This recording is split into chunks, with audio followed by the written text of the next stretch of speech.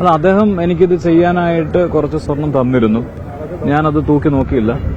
ഇതിനുപയോഗിച്ച സ്വർണത്തിന്റെ ബാക്കി അദ്ദേഹത്തിന് തന്നെ ഞാൻ തിരിച്ച് കൊടുക്കുമായിരുന്നു.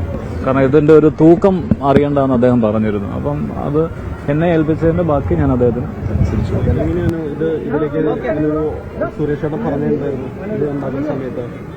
അല്ല, ഇത് ചെയ്യുന്ന സമയത്ത് സുരേഷ് ചേട്ടനെ എനിക്ക് തോന്നുന്നു ഒരു 20 ദിവസമോ മറ്റോ ആയിട്ടുള്ളൂ. അദ്ദേഹം ഇത് പള്ളിയിൽ വന്ന് എന്തോ തൊഴാൻ വന്നപ്പോൾ മറ്റോ അദ്ദേഹം ഇത് കണ്ടു. അദ്ദേഹത്തിന് ബോധ്യപ്പെട്ടിട്ട് എന്നെ വിളിച്ചിട്ട് ഇതുപോലെ ഒരു കിരീടം വേണം, ചെയ്യാവാന്ന് ചോദിച്ചു. അപ്പം അത് സ്വർണ്ണ കിരീടമായിരിക്കണമെന്നാണ് അദ്ദേഹം പറഞ്ഞത്. അപ്പം ഞാൻ അങ്ങോട്ടൊരു സജഷൻ പറഞ്ഞു. അദ്ദേഹം പറഞ്ഞു അതിനകത്തൊന്നും നോക്കണ്ട, നല്ലൊരു തങ്ക കിരീടം മാതാവിന് സമർപ്പിക്കാൻ പറ്റണം എന്ന് മാത്രമേ പറഞ്ഞുള്ളൂ. അതാണ് അദ്ദേഹം നമ്മൾ ചെയ്തു കൊടുത്ത് പൂർണ്ണ മനസ്സോടെ വിൽക്കുമായിരുന്നു. അതിന്റെ അളവോ കാര്യങ്ങളോ ഒന്നും നോക്കരുത്, ഏറ്റവും ഭംഗിയായ ഒരു കിരീടം എന്ന് മാത്രമാണ് അദ്ദേഹം പറഞ്ഞത്.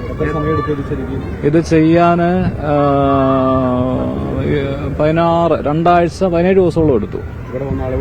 ഇവിടെ ആദ്യം വന്ന് നമ്മൾ അളവെടുത്തോണ്ട് പോയി ചെയ്തിട്ട് തിരിച്ചു വന്ന് വെച്ച് നോക്കി രണ്ടാമത് അത് ക്ലിയർ ചെയ്തതിന് ശേഷമാണ് ഇന്നത് അദ്ദേഹം മാതാവിന് സമർപ്പിച്ചത്.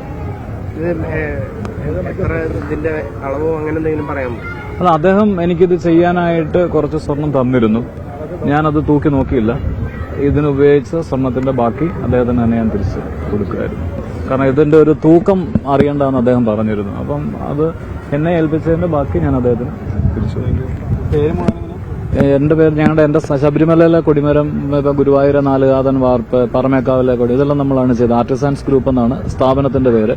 അപ്പന്റെ പേര് അനന്തനാചാരി, എന്റെ പേര് അനു അനന്തൻ.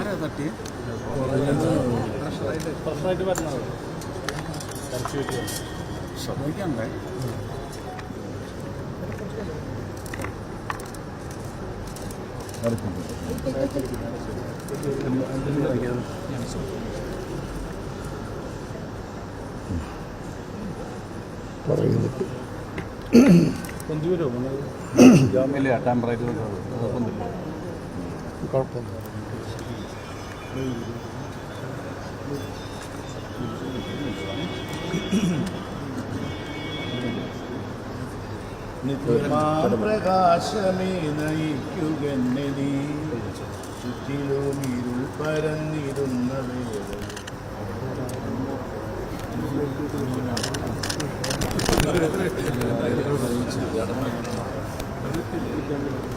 ഇത് കിരീടമൊക്കെ ഉണ്ടാക്കി ഫോം ചെയ്ത് വന്ന അദ്ദേഹമാണ്, ശില്പിയാണ്.